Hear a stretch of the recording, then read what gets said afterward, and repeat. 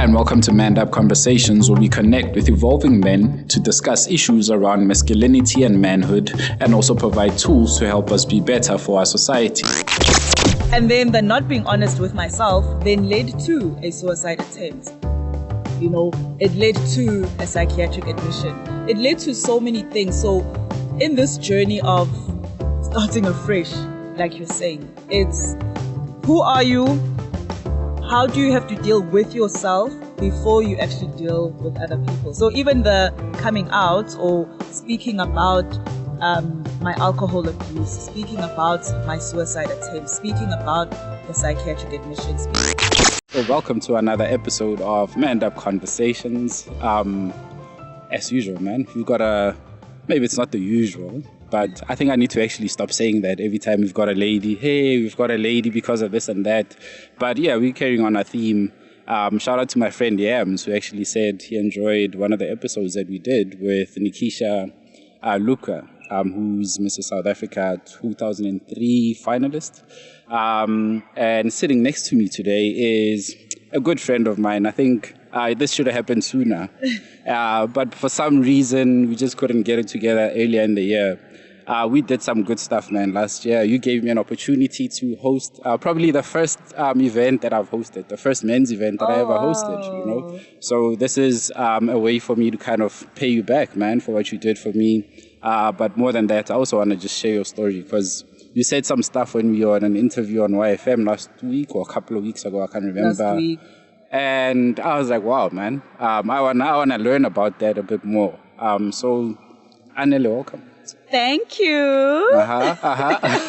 It's good to finally be here. Oh, yeah? Yeah. No. I love your work, you know this. I appreciate it. And so to be part of it, it's like a plus for me. Yes, man.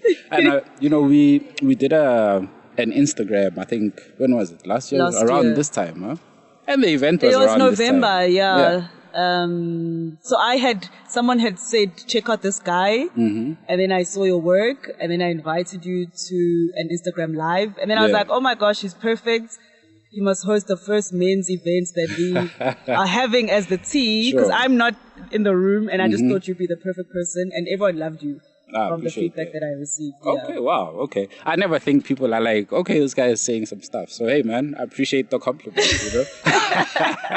But yeah, let's talk about the T a little bit. The way I see that, man, when I look at, the beautiful collaborations that you're doing with the ladies that you often have on your channel, such inspiring conversations, and I look at what women do. I've worked with women, and I always see that, and I wish, and I don't mean like all the guys don't collaborate, but I wish to see more of that with guys, especially guys who are doing similar work. So let's hear about it, man. So interestingly for me, with the collaborations, you know how a lot of the times it's been said women don't network, women don't work together, women don't support each other, especially black women.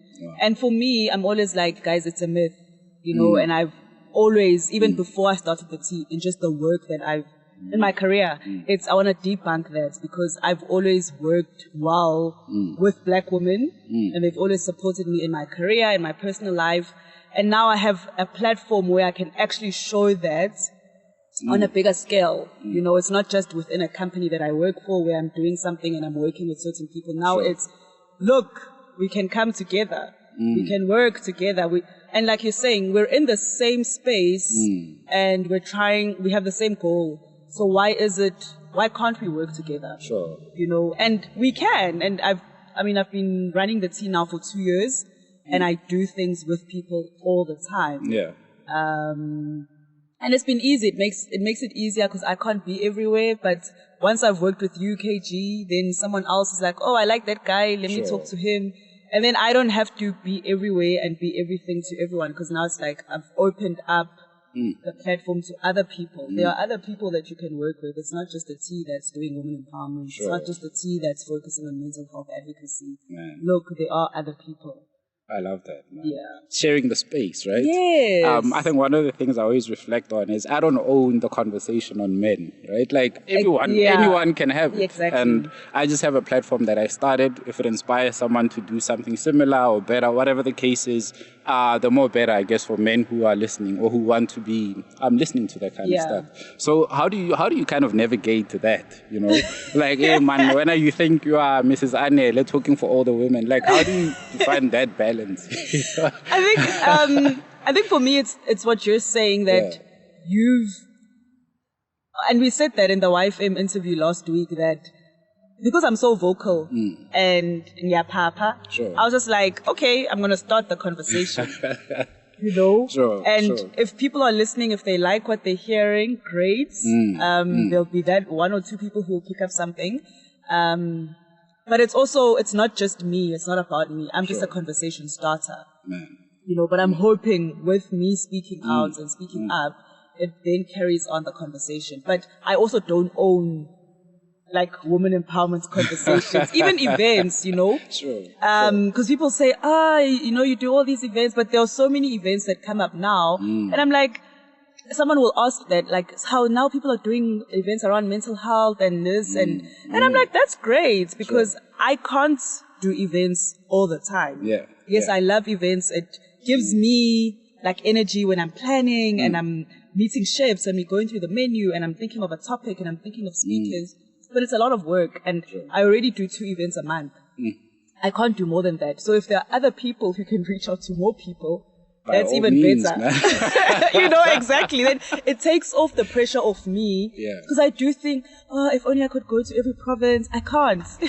And that's why I do a lot of the work online also now is at the beginning the tea was just in-person events. There were no conversations. There were no radio interviews, TV interviews. But as with the growth, it's like there are more people that we'd like to reach out to. So the more people who are doing this, the better for me, because then I don't have to be everywhere and do everything to everyone. Man. So tell me about navigating that balance, right? So we were talking a bit earlier about how the support group that I run or that I'm part of, I always have to correct myself because, you know, although I organized it, I'm also like seeking help at the same time, right? So I always say that we run the group together, you know? So we mostly online, and one of the challenges we're finding with load shedding, sometimes work schedules, we just can't, you know, build that proper connection. Because you'll connect with someone one week and the next week they can't make it, right? But you are now doing both sort of the virtual and a face-to-face type of thing. Do you find that the face-to-face interactions are more sort of, I guess, inspiring, more life-giving than you would be online because you're talking to a screen? You know? Like like this here, I hate, well, I don't hate it. Obviously, there's sometimes I can't go to the States and interview people there, but I so wish that they could be here because then the energy is kind of there, you know what I mean? So how do you find that balance? So that's interesting because I gain my energy a lot from people. So I like being around people. It hypes me and all that. So online, there isn't that in-person, you know, contact. But it's surprisingly been great as well. You know, I really enjoy my weekly conversations like on Instagram that I have. And I think I've also been blessed that the people I get to have conversations with, they also, the synergies, like we just connect as we're planning the conversation. And then when we have the conversation, it feels like I'm sitting with the person. You know? So in the beginning, I also thought, ooh, is it going to work out? Because I also want to be, here. I want to be like, hey, give me a hug, high five, whatever. But it's going very well. It's been going very well. And it's also been 2 years because I started the online conversations in October 2021. And the tea started in August 2021. And I did think that, like, will people log on? You know, will they stay for the full conversation? Will they watch it afterwards? But there's been more engagement. More engagement there. And what I've also found with, even though I love the in-person events and things like that, people don't have maybe the time, but also people's budgets. You know, so that's also, paying. the reality of it is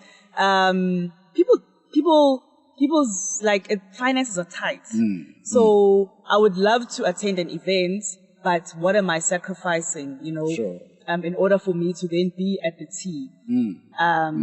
So I've also then found that's where the online conversations work better. Is people really need the help and they really want to learn from other people, but they just don't have the money to be there in person. But if they can still get the tools, they can still get the information, they can still get the inspiration, then that's where online helps. That's how then I'm able to balance it, because then I have to think also there are things that I would love to attend, and when I look at the price tag, I'm like, ish, this month or next month, it's not really, but at least the person has a webinar or they have a podcast. Sure.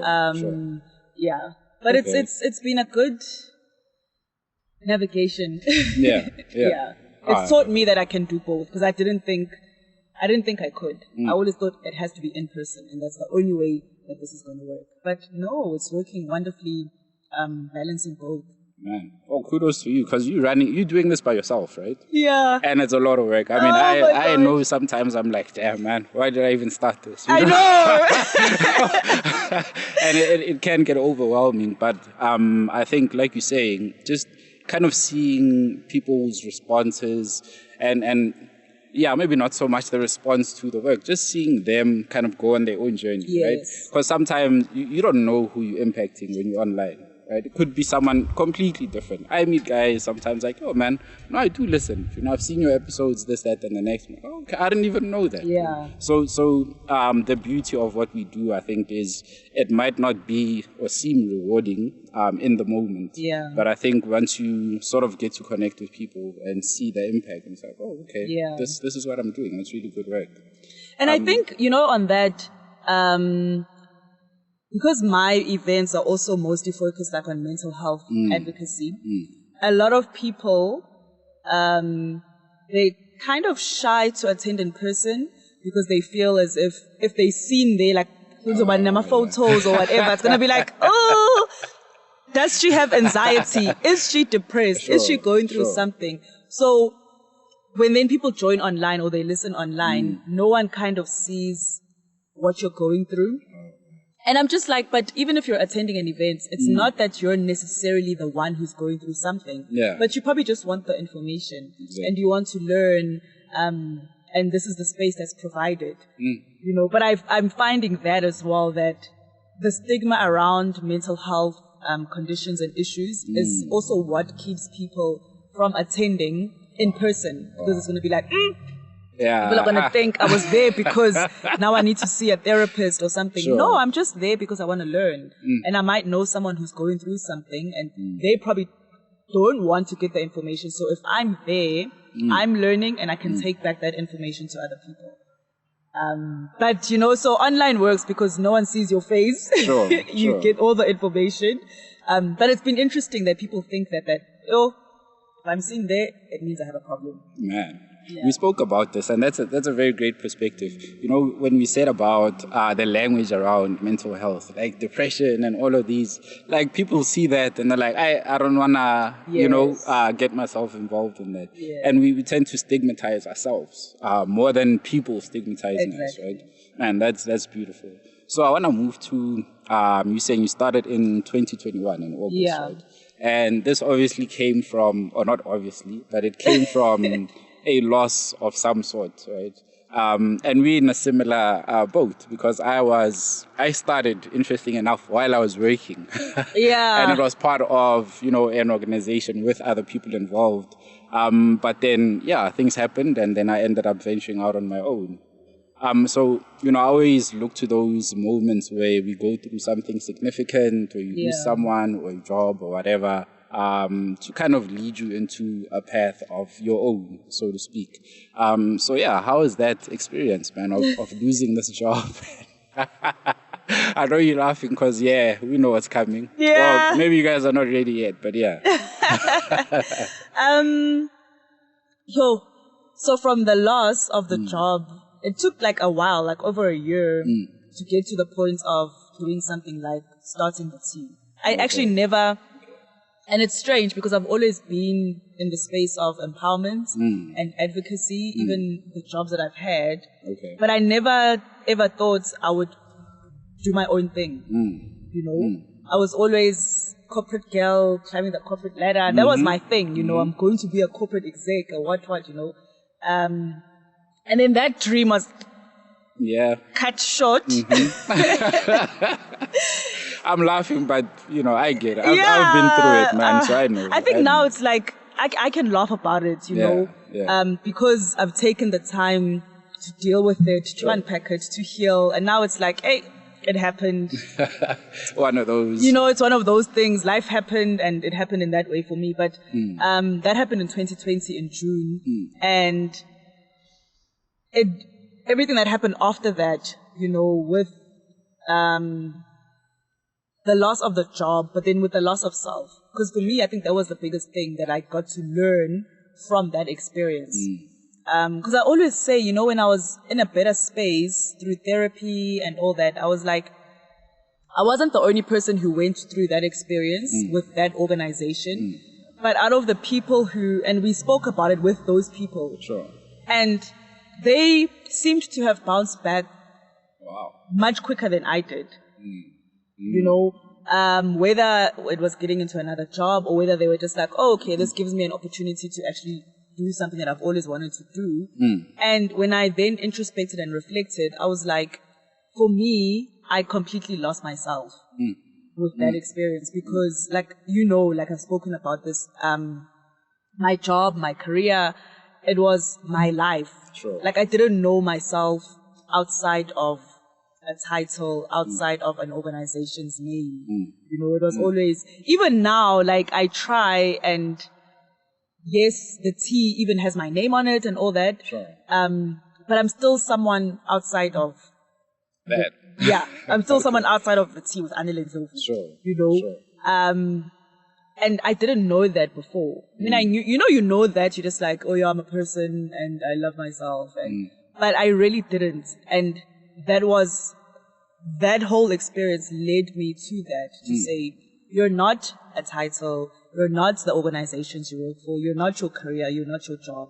Who are you outside of those things and besides those things, you know? And I think for people who know themselves and who know what they want and don't want, it's easier for them maybe to navigate a loss like that. Because it's like, okay, there are other things that define who I am. I'm not defined by a relationship. I'm not defined by a job. But I was. And that's why it completely broke me. Like I would cry. And then very quickly, like maybe a week or so after getting the news of your role has become redundant, it was, okay, got a great CV. I know all these amazing people. I'm going to bounce back. And then when I didn't, I'm like, what's happening? Man, that's probably one of the most painful things about that. Yes, right? You know, because you know, and all these people are like, send me your CV, I'm going to talk to her, I'm going to talk to, and you have these meetings, you meet these people, and then nothing like comes through, and then people, for me it was, now people are scared to, like they shy away from you because they couldn't help you. And I'm just like, it's not your fault. You tried. Sure. I sent you my CV. We had a meeting. You introduced me to so-and-so in your company. That means it's just not meant to be. Or right now, you know. So it's not your fault or whatever, you know. But over time, it then led me to, actually no. I was then diagnosed with depression. There was a suicide attempt, an admission at a psychiatric hospital, and then is when I had the idea of this organization, of having something specifically for Black people and Black women, where I was in the psychiatric hospital and there were 20 of us at the time, and I think very few of us were able to say, my family knows where I am, my friends know where I am. A lot of people had said they've taken leave at work, they've made up a story at home, they're traveling for work, whatever it was, because they couldn't say that they are in this place. Because it's what, embarrassment or sort of ish, like what do people say? It's that thing of what do you mean you're depressed? You know, it's a white people thing. What do you mean you have anxiety? What does that mean? You know, a mental health illness or condition. How do you start that conversation within black communities and all that? And I felt really bad for those people because I'm like, people don't get the support. Sure. You know, and the support outside of your psychiatrist, outside of your psychologist, outside of a coach is very important because that's how you don't live with them. Exactly. You know, you're there for an hour at the most, right? You know, you see them once a week or once every week or, every second week or once a month. But your friends, your family, your colleagues are the people that you have to do this life thing with. And if some of them don't know what you're dealing with, they can't help you and they can't support you. They can't offer, whether it's listening or helping you with work, whatever it is. And for me, I knew that when I got out, I had the support because I was able to say, guys, this is what I'm going through. This is how they're teaching us here to deal with things, to cope with things. This is the support that I'm going to need coming out. You know, one of the first things was when I came out of there was I'm not going to drink. You know, and I had to tell everyone, guys, I'm not going to drink and I need you to support me and be my accountability partners because I need to give the medication an opportunity to work. So everyone knew that, okay, this girl is not drinking, she's on medication. And if she wants to reach for a glass of wine, we need to remind her. Remember.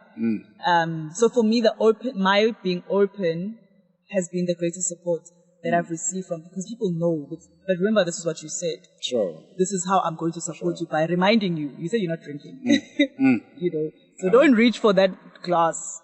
Or my friends also then wouldn't drink, or my family wouldn't drink if I'm around. They're like, we don't want to make you feel some type of way, and that helped. Because I wanted to ask that, like, the behavior of the people around you, right? So we on Monday, actually, I just took my cousin and dropped him off at rehab, right? So he's been struggling with drugs. He's been living on the streets for a while. I've said this a couple of times on the podcast. But it's, you know, I also felt like some kind of relief that, man, he's finally in there. You know, it's been quite a long journey. But then we're also thinking like, okay, when he comes back, then how do we kind of behave? How do we support him, right? Are we gonna be like tiptoeing, you know, being soft and, you know, being very apologetic? No, we understand what you're going through. So how did you find like those behaviors? Because sometimes like, man, I'm not, sure, I'm going through something, but guys, please, like, just be normal. Yeah. You have to tell the people. So I'm hoping your cousin will be able to say, you know, I'm also still trying to understand what's happening and using the tools and the skill set that I've learned to actually cope with now being in the real world, you know.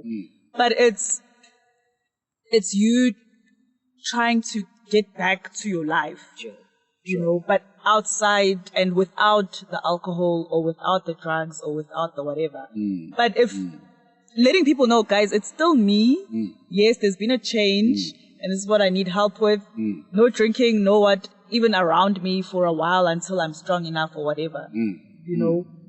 But there will be people who are like, are we able to talk about, are we able to, you know, I think especially after like my suicide attempt, it was, can we ask you questions? And I'm like, I openly speak about it. So if we're going to sit like this and you want to ask a question, please do, you know. If I didn't want to talk about it and want the questions, I wouldn't have said, you know, I would have kept it.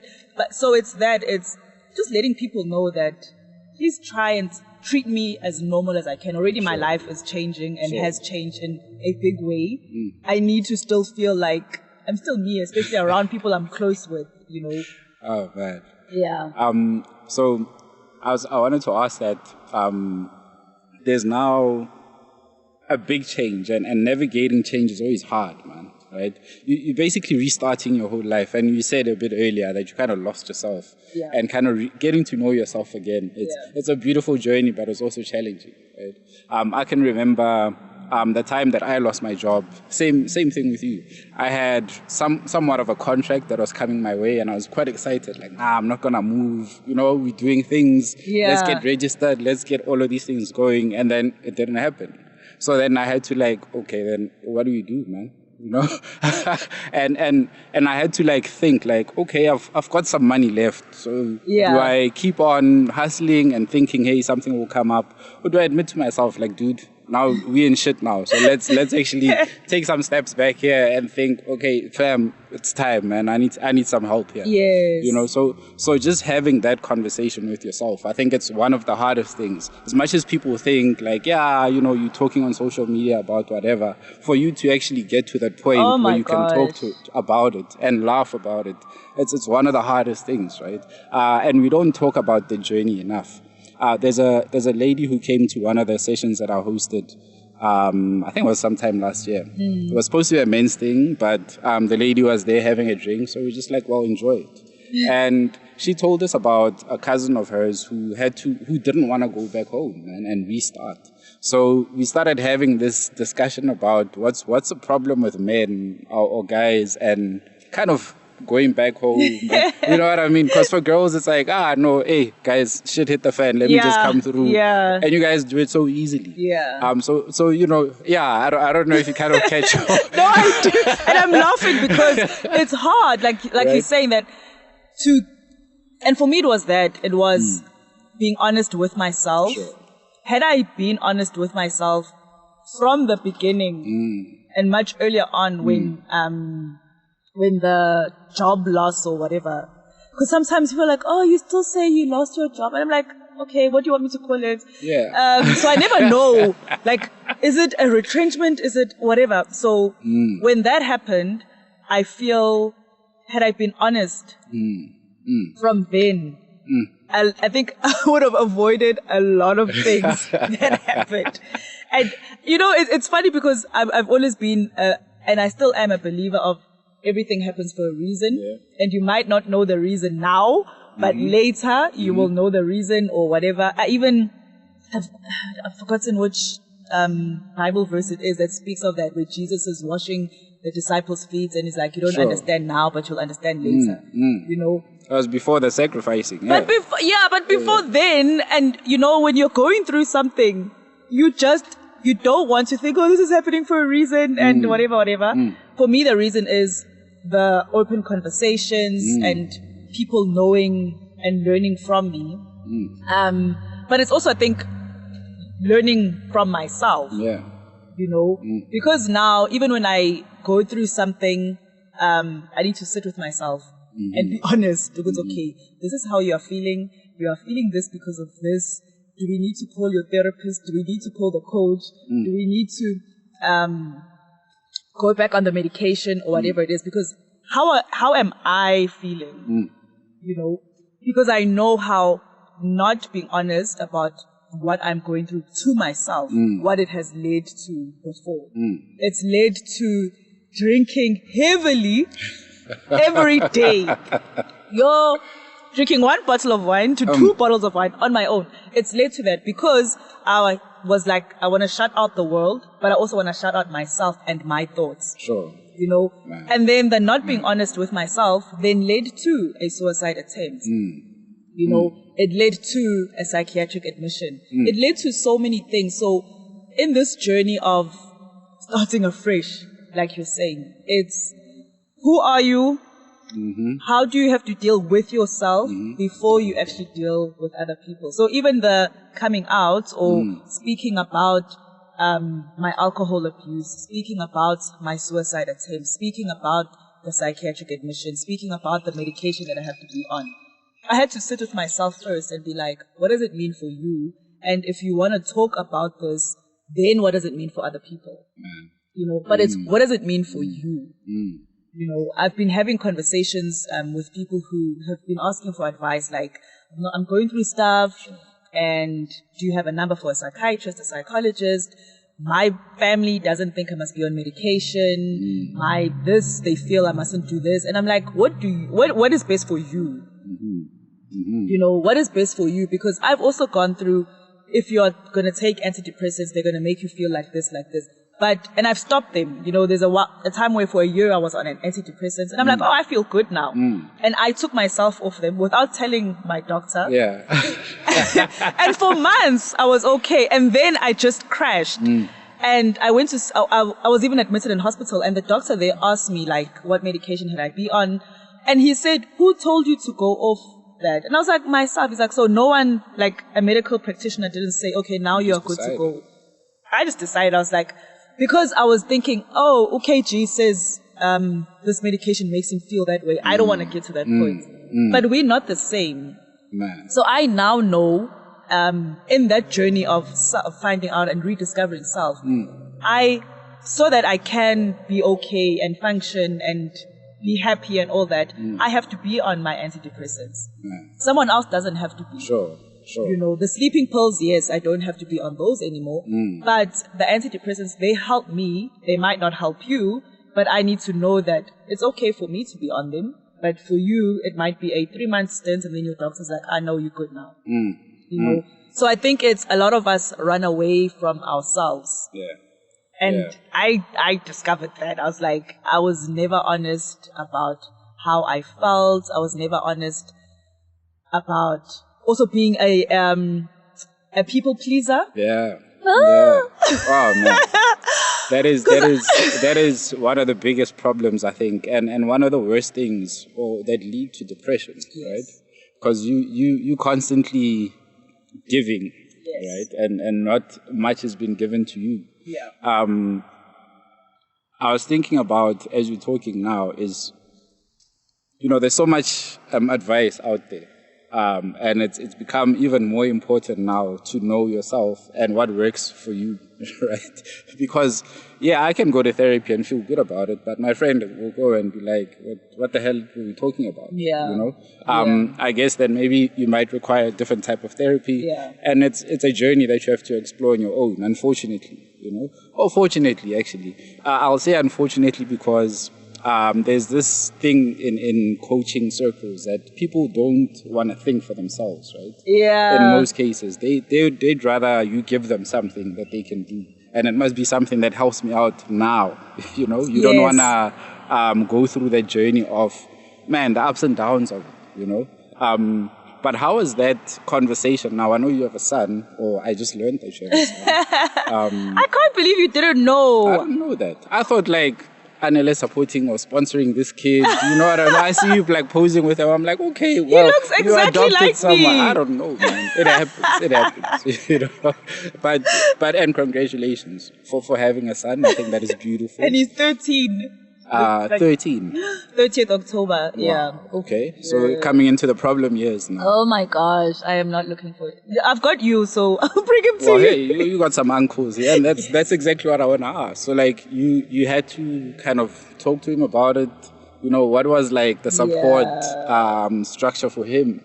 Because now mom's is now going through things. Now. I can't be all jovial and mom's is not okay, man. How is that conversation? So I guess, fortunately, he lives with his paternal grandmother. Okay.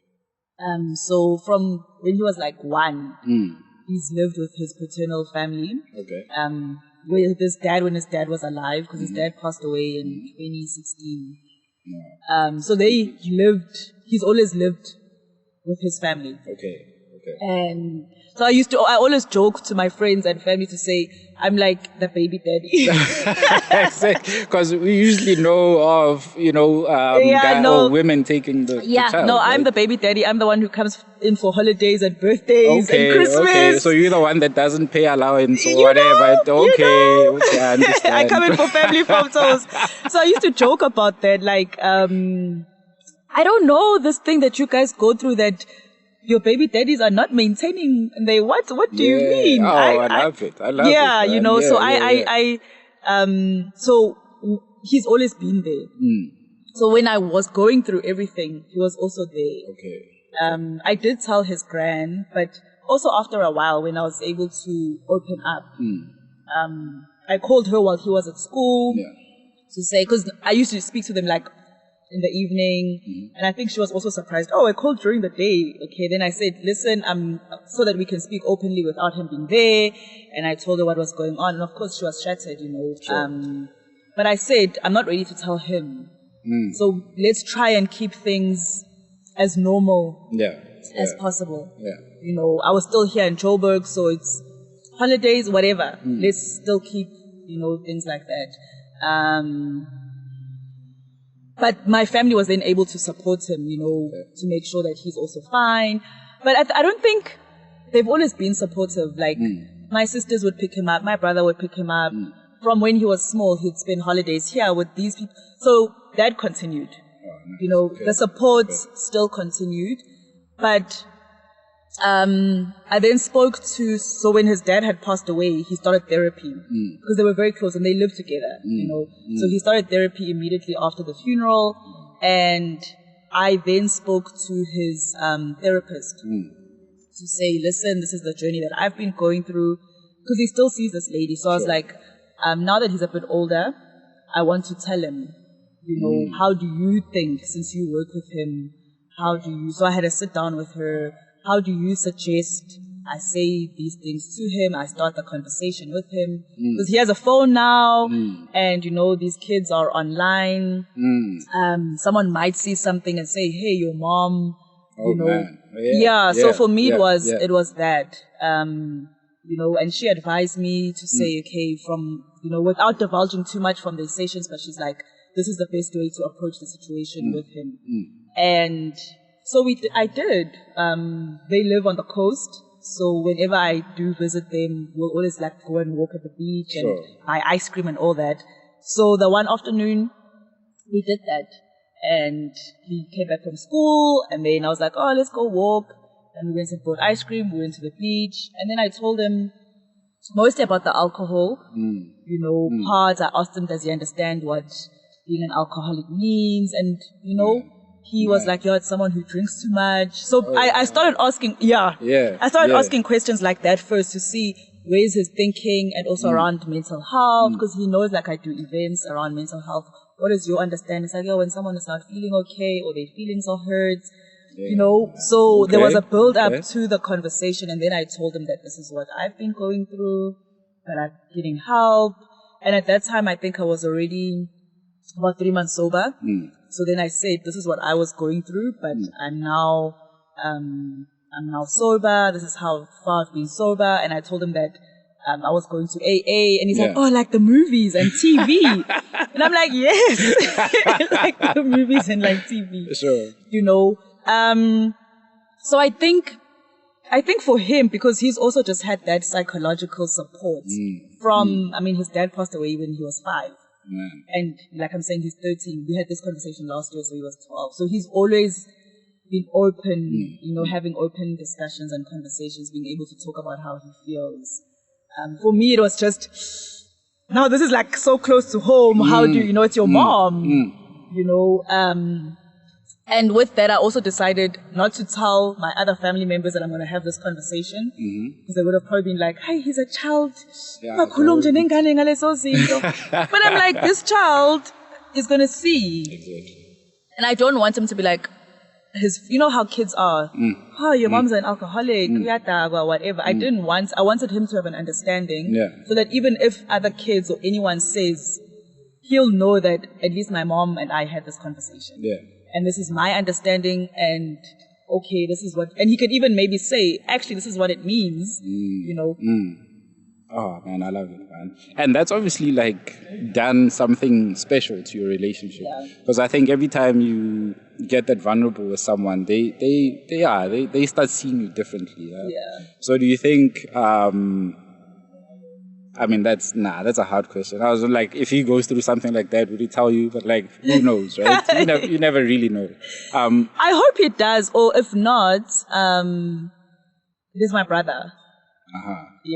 So can I say, when he had... Go ahead. I was just like... So it was holidays sometime last year, and he then, when it's holidays, all the kids, they want to sleep in the lounge and all that. You know how it is when you go to Gogo's house. So this one morning, I think it was July, this child comes into the room that I'm sleeping in. He's like, oh my gosh, my pants are wet. But I promise you, Mom, I didn't pee myself. But I don't know. Oh, shoot. Okay. Okay. I was just like, panic. Wow. Okay, no, it's a part of growing up. Let's first go clean you up.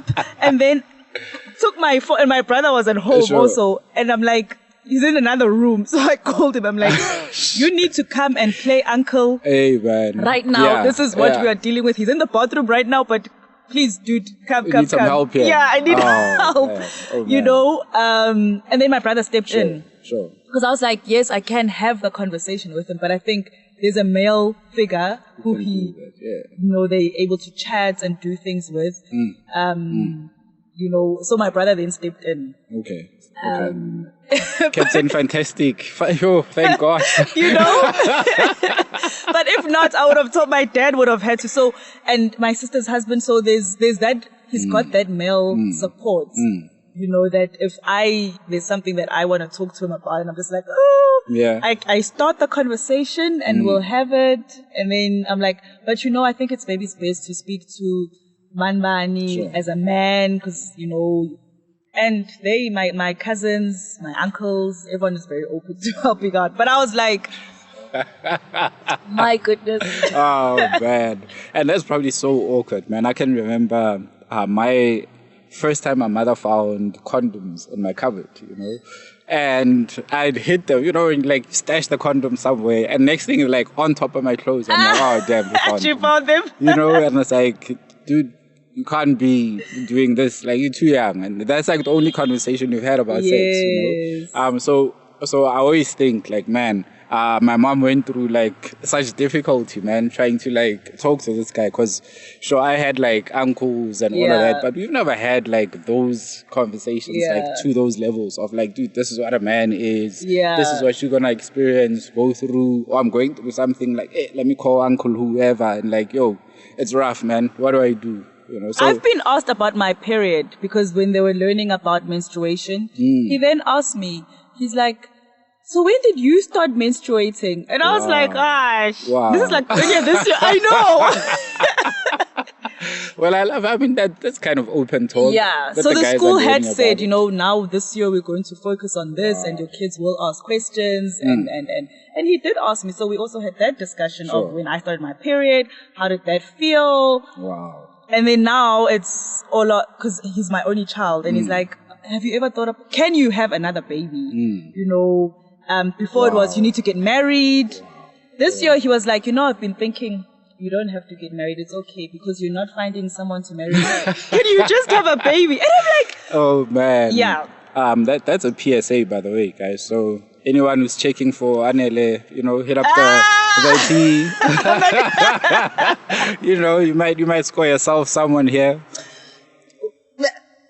Yeah, moving right along. So you mentioned your father, man. Yes. One of the things that I'm also interested in now is learning about the relationship between fathers and daughters, right? So the impact fathers have. There's a gentleman who's doing quite a lot of work around this, David Miller. We're also going to have him on the podcast. He's based in the States. Very wonderful man who's raising, might be mistaken, I think 2 or 3 daughters. Excuse me if I got that wrong. But yeah, how has his impact kind of been on you? Shame, my poor father. He has. Why does it start there? He has 4 daughters. Oh man. Yeah. Oh man. Okay. My brother, my brother's the youngest and the only boy. Oh wow. Okay. So wait, my father has he has 5 daughters. 1, 2, 3, 5. Wow. Yeah. Okay. I used to laugh when we were young, younger, like in high school or something. And my parents used to shop like at Macro. Yeah. And my dad used to buy like pads in bulk. Oh man. My older sisters, so I'm number 4. My older sisters were in boarding school, so you know, like everything must be bought in bulk for them, so it can be sent once a month. So this poor man, when I thought about it later, I was like, oh my gosh, but it was okay. I have all these daughters and I have a wife, and they all go in their period. And he's that guy who's buying pads and filling up the trolley. And yeah. Oh, man. You know, so. So you didn't outsource that to your mom? Like, no. Hey, please go handle that? No. Okay. He didn't. Okay. And I used to have very bad period pain. Mm-hmm. And he knew that the school is going to phone to say, this child is in a sick bay, please come and fetch him. And then we'd have the conversation like, when I'm on my period, he'll be like, are you sure you'll be able to go to school? Yeah. Because, you know, the school will phone. Wow. Wow. You know, and he'll buy the medication and whatever, the hot water bottle. So Jeez, just man. thinking about like father, I'm just like, that's one of the fond memories that I have of my dad pushing a trolley full of pants through macro because he has 6 women that he has to cater for in that sense. I think we've been blessed to have a very involved and active father. And I remember in high school, my little sister and I, we didn't go to boarding school. We went to the same high school. And for the longest time, I think people didn't think we had a mother. Oh, wow, because the super dad was there. Yes, my dad sat on the boarding, what is it called, school governing body.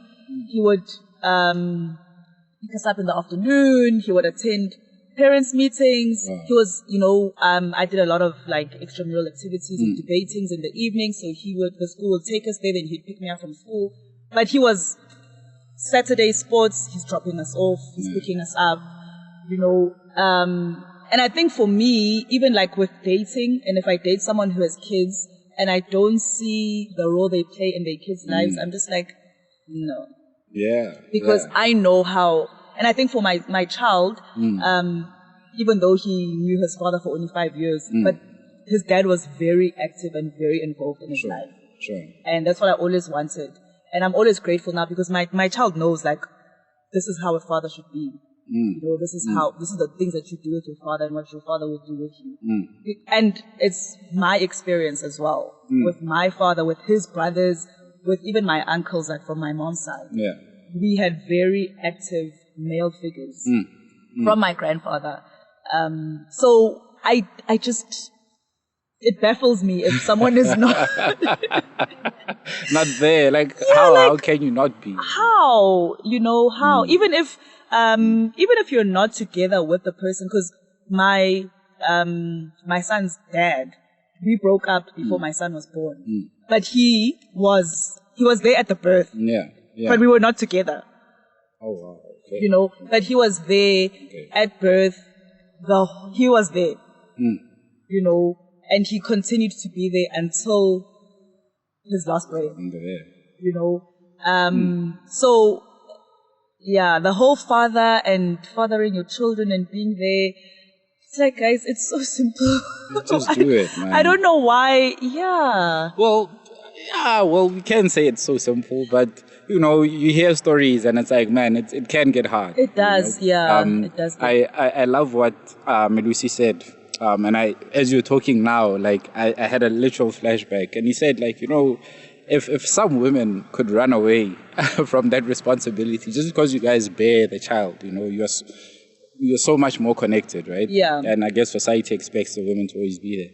But sometimes it gets hard, man. And if a woman could, maybe, we don't know, some women would be like, hey, peace, man, I'm out of here. Because it's rough. Yeah. They guys who are,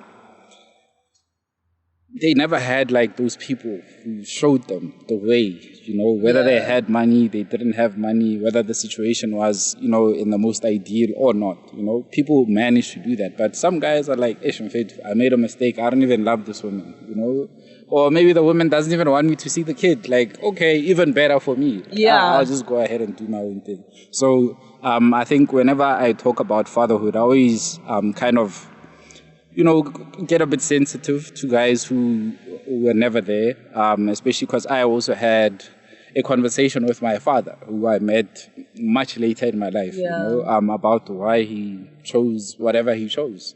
And it wasn't a satisfactory answer, but then for what he said and owning that story, and I was like, okay, well, I understand. I'll forgive you one day, not right now, but I get it. You're also young, you're going through your own things. Yeah. And maybe that's why I also don't have children. I'm also like, dude, if I had kids 5 years ago, whenever, like, I don't even know what the hell I would have done with those kids, So, yeah, for anyone who's planning on it, thinking about it, I think it's good for you to kind of know where you at. Yes, before you bring someone into the world. Know where your partner is at, man.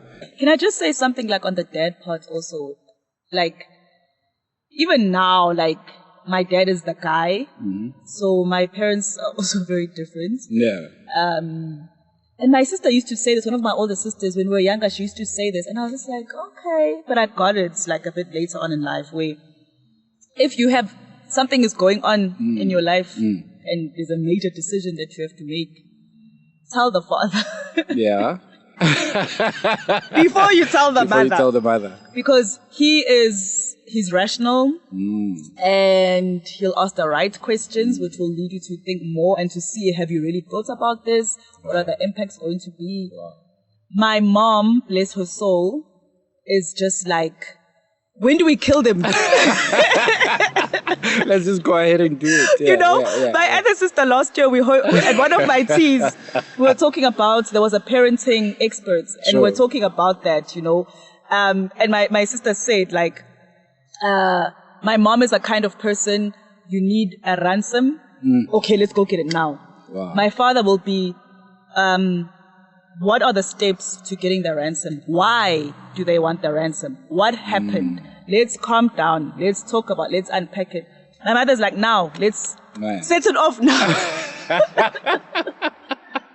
Wow. You know? So my sister said that a while back, like, if you have something and it's like really big, speak to him. Because he's calm and he's rational, and you'll go away. Either you would have made a decision with him, or he'll say, think about it, let's talk the next day, sleep on it or whatever. Then after you guys have spoken, if you feel you're ready to tell her, then you can tell her, or ask him to tell her. So we shouldn't make our moms, like, you know, take care of the big decisions. No, basically. so you need to, like you were saying, know your partner. So for us, it's also know your parents, especially if you have that relationship with them. Yeah. I think people just tend to think the women are the sensitive, emotional, rational. They're the ones you must go to for decisions. And then you think, in my family, it's the other way around. Wow. It's the dad who is, and he's a very hands-on grandfather also. Yeah. You know, he's the one who he shouts a lot at the kids because they're crazy and they're loud. But you know, he's there. Wow. You know, he's that kind of grandfather. The kids, they even say Mkhulu's house, and my grand will be like, it's also my mom, it's also my house. Like, Kakoko. They're like, you know, when we go to Khulu's house, and she'll be like, but guys, what about me, man? You know, he's a father figure to them as well, to the kids. That's beautiful. Yeah. Man, for any father who's listening, I mean, don't you want to hear that about yourself? Like, come on, man, you know. But anyway, and now, you know, obviously you've touched on it in various ways, but, you know, going back to the event you hosted for men, and with what you just said about your father, now I can kind of understand where that interest comes from. But what are you learning from men, like in the interactions that you have, the events that you're hosting? You always say, I'm learning a lot from Man Up Conversations. I don't want to ask you what you're learning from me, you know? But like from the guests that come on here, and pretty much content that you're picking up around men and issues that we're facing, and some of the good stuff that we're doing. You know? Yeah. I think one of the biggest learnings is men also want to talk. Thank you for that. They do want to talk, but I think we've just grown up that no, men don't want to talk and they don't care about their feelings. But I'm actually learning that a lot, that no, they do. And some people are open to counseling and therapy and all that. And I've also grown up in an environment where my father's been very open to us. I mean, we've actually had a group therapy family session, and he was in the room, you know, where all of us, mother, father, and the kids, you know, but he wasn't like, you guys are having problems, no, you deal with them, you know, he was there. So for me, I've always grown up in that environment where therapy is encouraged from a male perspective. You know, but I was meeting a lot of people who didn't grow up like that, and so for them it was difficult. But I'm learning that actually when there are platforms, guys will take them. Sure. They might not just go looking for them, but if you open up a space, they'll be like, hey, actually, let me take up that space. So that's a positive, you know, that I'm learning. And what else? But I think that's a big one. Oh, another thing that I've learned, especially from an event that I hosted, there's a guy who was at the event last year, and a year, I think it was 2020, he was just like, therapy is for people who have problems, they mustn't involve me. And when he said he's coming to the event, I was like, okay, this is a surprise. And then I saw him again earlier this year, and he was like, you know, this healing journey. And I'm like, what are you on about? Wait, you are saying these things. So, for me, I think it's also been what we spoke about a bit earlier, that when people hear other people speaking, it gets them to introspect, and they might feel, oh, if I'm seen at a certain event, it means I have this. Sure. And that's why for guys, I make it very casual and come in your, unlike the ladies where you dress up and dress up.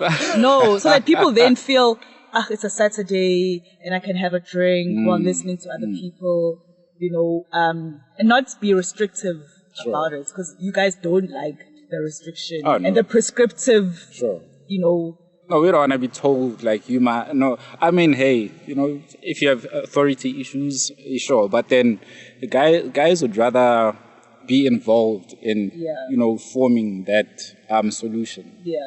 So, definitely. I love that. But I think what I've also been learning is the more men are open about their feelings, their journeys, they then are allowing other people around them to do so. Yeah. You know, because I think you guys are now more understanding, compassionate, you know, empathetic. So, fellas, you hearing this, man? Yeah. So then you're able to, because you are able to be that for yourselves, you're now allowing other people as well. You know, it's not just, I'm the man of this household and this is how things are going to be done. It's okay, yes, I'm the man of this household, but how are you feeling? Do you need this? You know, that's what I'm also, and I love that. You know, I really, really love that. And I think I just love how, like I said, when I posted about you and I being on YFM, you were the first, like, group or organization that was dealing with men and mental health that I had come across, you know. And for me, it was like, oh my goodness, this is amazing. And since then, I'm coming across more and more. So it's also opened me up to a lot more men in this space, you know, not just your psychologists or your medics, but like advocates, you know, to say, I'm standing up, I'm talking about this, you know, and I'm like, this is great, you know. There are more of you out there. Actually, I just thought maybe it's just manned up conversations. No, there are others out there.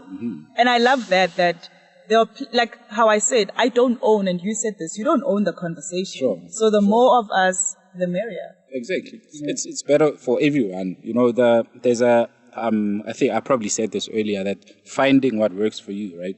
So some of us prefer, you know, sitting like this, having a chat. Some prefer, go jumping off cliffs somewhere and, you know, getting really rugged, or going off to like some retreat. So it's different things. And I think the more we can explore for ourselves, you know, you don't literally have to do every single one of them, but try a few things and see where you kind of find comfort.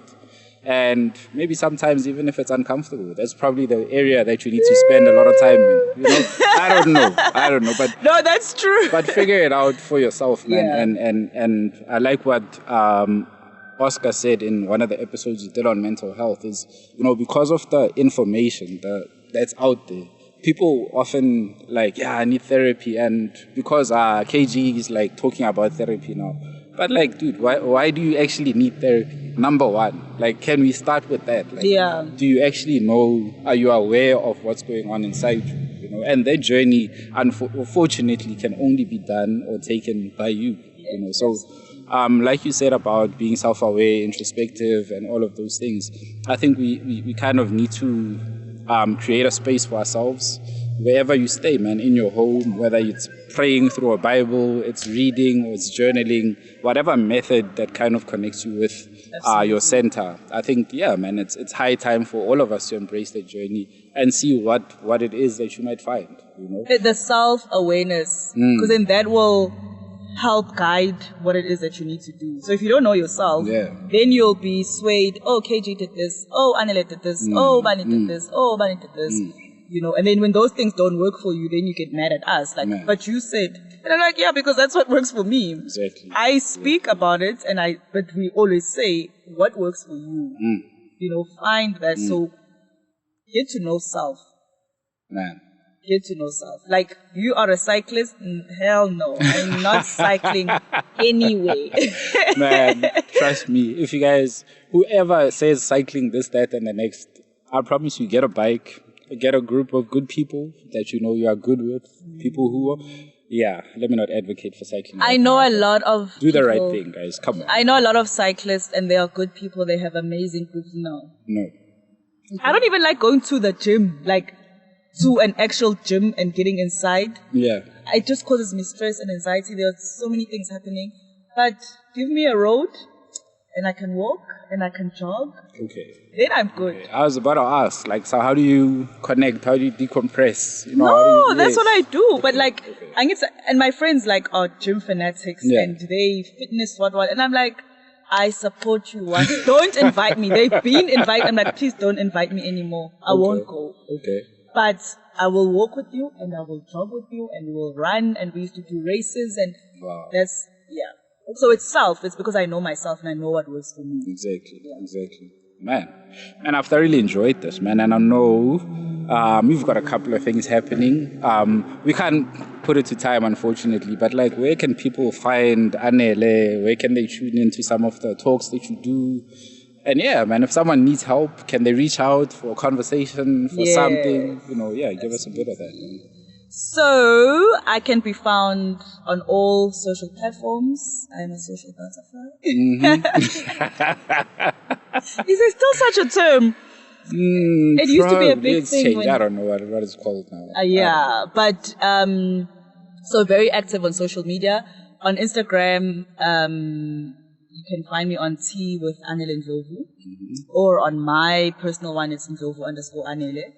And we do respond to DMs. Okay. Some people do send questions and messages and all that. And my email address is also on my profiles, which is ndlovuanele@gmail.com. And Twitter or X. Oh, wait. But it's still Twitter, right?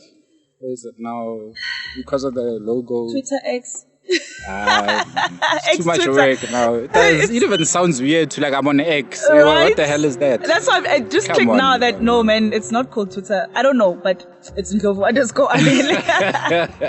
Facebook, LinkedIn, it's Anele Ndlovu. I'm blonde there. I might go back to the blonde. Yeah. Okay. I'm not sure, but if people see my profile picture, I'm blonde. So you're always in short hair, by the way. Yeah. Okay. I'm very lazy when it comes to my appearance. Yeah. So as you can see, nails are just short and clean. My eyebrows are bushy. Okay. I do wax but makeup, that kind of, oh my gosh. No time for that. So my hair, keep it short, keep it simple. This is actually long because now I have to brush it. Okay. But I prefer to be bald. Okay. Just completely cheese-cob because then I don't have to worry about it. Yeah. But I'm very simple when it comes to things like that. Okay. Well, hey guys, I don't know how much more of a PSA you guys need. But man, like I said, man, I've enjoyed this. I've enjoyed getting to know you. I've enjoyed working with you, and you know, like everyone who comes on here, man, who's doing absolutely amazing work. I wish you all the best. I wish you success. I wish you money, you know. I wish you fame, but good fame, right? Not just fame for the sake of it, but then I wish your message carries across and people can actually pick up from some of the engagements that you're having, man.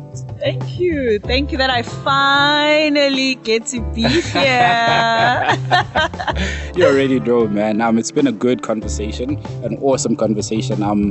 let us know what you think of it, right? So, but everything that Anele shared, we'll add all the links to your social media where people can reach you. So if you guys need help while you're listening to this, go through the show notes. If you're on YouTube, read in the, what do you call it, the description there.